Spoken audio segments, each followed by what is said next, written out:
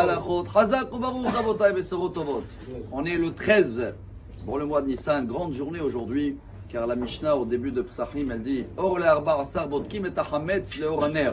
Ce qui veut dire que ce soir, chacun dans l'endroit où il se trouve doit faire la vérification de hametz, bien sûr avec une préférence. On démarre avec une bougie. À l'époque, il n'y avait que la bougie, donc on devait terminer avec la bougie. Aujourd'hui, bien sûr que si on a d'aide avec la lumière dans le téléphone ou une torche, ce sera très bien de rajouter ça. Et bien sûr que ce n'est pas un cache-cache. Il y en a qui éteignent toutes les lumières. Non, il faut trouver le hametz. Comme c'est une très grande journée aujourd'hui, pas pour rien que c'est la Iloula de Shulchan Aruch, Rabbi Yosef Karo, Zecher Tzadik Livracha, décédé 1575. Et on le cite toujours comme le Maran, le patron d'Eretz Israël. Maran, rien à voir avec l'Espagne ou le Portugal, c'est en hébreu les initiales, comme ça il dit le Haïda, Rabbi Chaim Yosef David Azoulay, les initiales Mataim Rabbanim Nismach. Il a été nommé par la majorité des rabbins du monde, 200 rabbins minimum, ils ont dit c'est lui le patron en Israël. C'est pour ça que un de ses livres qu'il a marqué, parce qu'il a écrit plusieurs dans le Bet Yosef, c'est tout le déroulement de savoir trancher selon toutes les sources. Quelle est la halakha? Ça s'appelle en français mise en table. Shulchan Aruch, ça y est, la table elle est mise. C'est pour ça qu'on a beaucoup parlé, beaucoup des séfarades en tous les cas, qui sont arrivés en Israël. Et des fois ils sont restés avec des anciennes coutumes.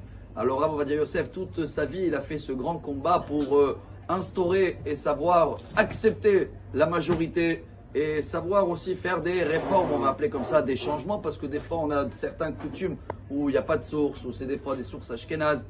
Alors chacun y voit comment il peut avoir, avant, demain ça va être Shulchan Orech, c'est ça dans le Seder, c'est la mise en table. Aujourd'hui c'est Shulchan Aruch, et on va donner un exemple royal au nom de Shulchan Aruch. Dans son livre le Bet Yosef, dans le Siman Taf Lamed Bet 432, c'est là-bas où il parle que ce soir on va faire une prière avant de vérifier le hametz. Mais la prière, elle n'est jamais sur la vérification.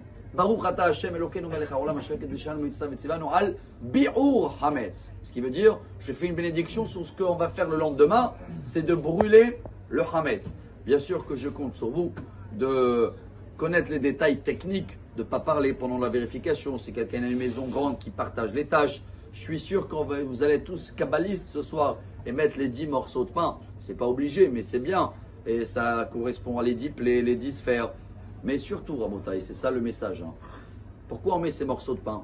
Parce que le hametz représente beaucoup l'orgueil et les nerfs et la colère.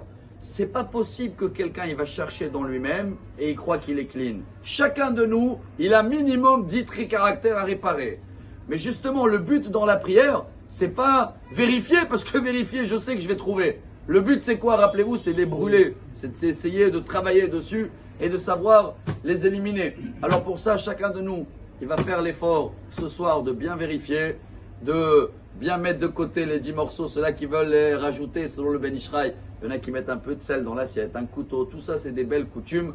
Mais l'importance, c'est de toujours se rappeler qu'on a du hametz, on a de l'orgueil, on va le chercher ce soir, on va le trouver, on va le mettre de côté pour pouvoir demain le brûler. Et comme ça, Bezrat Hashem, on va arriver à un Pesach Kasher Vesameach. Excellente journée. Amar Rabbi Elazar.